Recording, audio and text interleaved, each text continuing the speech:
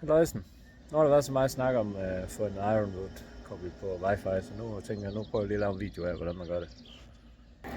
Jeg kan lige se, min den kører her. Laver brisket i dag. Fars dag. Far bestemmer. Jeg har gang i lidt fedt.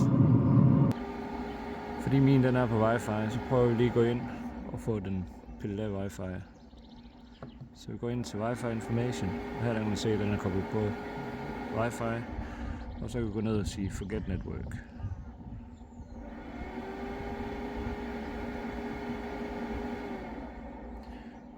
Nu skulle den være nulstillet.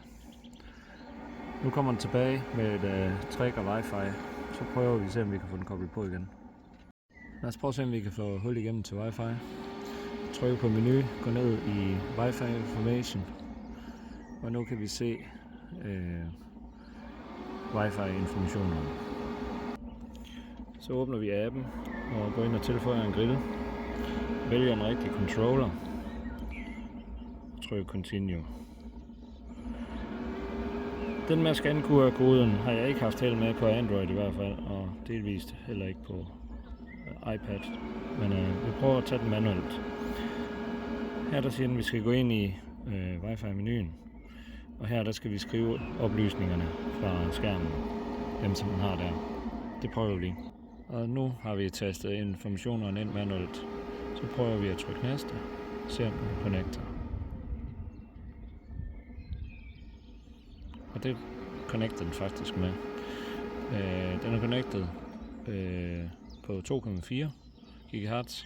Jeg har stadigvæk 5 GHz forbundet på mit netværk. Det fungerer altså uden problemer. Nu taster lige koden. Og den skriver Connecting to Grill. Checking for updates. Det tager noget tid det her. Hvis vi kigger på controlleren, så skriver den faktisk, at den er connected to Skynet nu. Mit access point, det er ikke sådan lige her i nærheden. Det er faktisk derovre i værkstedet, inden bagerste sted. Så der er i hvert fald 30 meter over. Men ikke desto mindre, så virker det faktisk. Efter lidt tid her, så skriver den connected, og nu skal vi finish. Så kan vi kalde grillen et eller andet. Lad os kalde den Smoked on Smoke. Enable to name your grill. Okay, så må vi gøre det senere. Den fejlede også i det forsøg, jeg lavede lige før. På iPad'en, der virkede det sidste gang.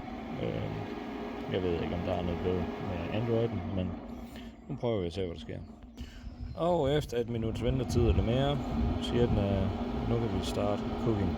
Af en eller anden grund, så går den tilbage til Wi-Fi-informationerne. Lad os slukke appen. Start forfra.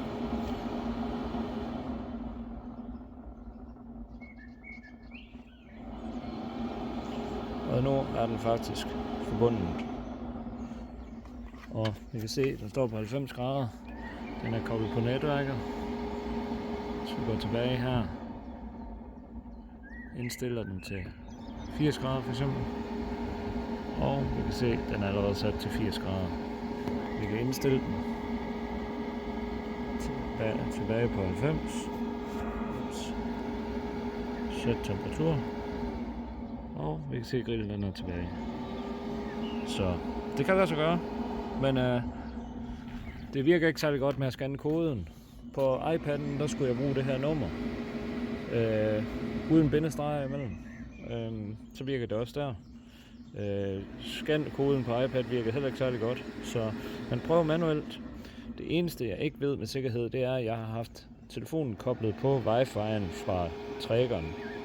Altså den der Wi-Fi'er. Så de informationer har den jo stadigvæk indbygget.